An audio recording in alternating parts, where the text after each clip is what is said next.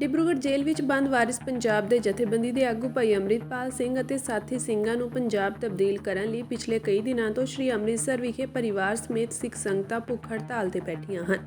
ਹੁਣ ਸਿੰਘਾਂ ਦੇ ਹੱਕ ਵਿੱਚ ਲੱਗੇ ਇਸ ਮੋਰਚੇ ਨੇ 17 ਮਾਰਚ ਨੂੰ ਪੰਥਕ ਇਕੱਤਰਤਾ ਸੱਦੀ ਹੈ।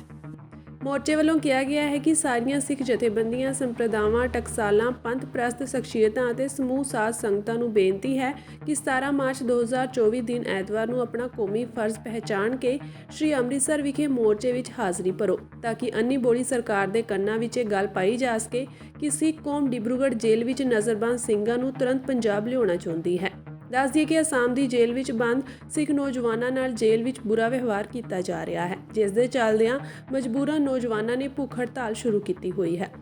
ਸਿੱਖ ਨੌਜਵਾਨਾਂ ਦੀ ਮੰਗ ਹੈ ਕਿ ਉਹਨਾਂ ਨੂੰ ਪੰਜਾਬ ਦੀ ਜੇਲ੍ਹ ਵਿੱਚ ਤਬਦੀਲ ਕੀਤਾ ਜਾਵੇ। ਦੱਸ ਦਈਏ ਕਿ ਇਸ ਮਾਮਲੇ ਵਿੱਚ ਸ਼੍ਰੀ ਅਕਾਲ ਤਖਤ ਸਾਹਿਬ ਵੱਲੋਂ ਦਿੱਤੇ ਆਦੇਸ਼ ਅਨੁਸਾਰ SGPC ਵੱਲੋਂ ਕਮੇਟੀ ਬਣਾਈ ਗਈ ਸੀ। ਕਮੇਟੀ ਵੱਲੋਂ ਪੰਜਾਬ ਦੇ ਮੁੱਖ ਮੰਤਰੀ ਨੂੰ ਪੱਤਰ ਭੇਜ ਕੇ ਇਸ ਮਾਮਲੇ ਤੇ ਗੱਲ ਕਰਨ ਲਈ ਸਮਾਂ ਮੰਗਿਆ ਗਿਆ ਸੀ ਤੇ 13 ਮਾਰਚ ਤੱਕ ਜਵਾਬ ਦੇਣ ਲਈ ਕਿਹਾ ਗਿਆ ਸੀ, ਪਰ ਅਜੇ ਤੱਕ ਸਰਕਾਰ ਵੱਲੋਂ ਇਸ ਮਾਮਲੇ ਤੇ ਕੋਈ ਜਵਾਬ ਨਹੀਂ ਦਿੱਤਾ ਗਿਆ, ਜਿਸ ਦੇ ਚੱਲਦਿਆਂ ਪਰਿਵਾਰ ਵੱਲੋਂ ਪੰਥਕ ਇਕੱਤਰਤਾ ਰੱਖੀ ਗਈ ਹੈ ਤੇ ਵੱਧ ਤੋਂ ਵੱਧ ਸੰਗਤਾਂ ਨੂੰ ਪਹੁੰਚਣ ਦੀ ਅਪੀਲ ਕੀਤੀ ਗਈ ਹੈ।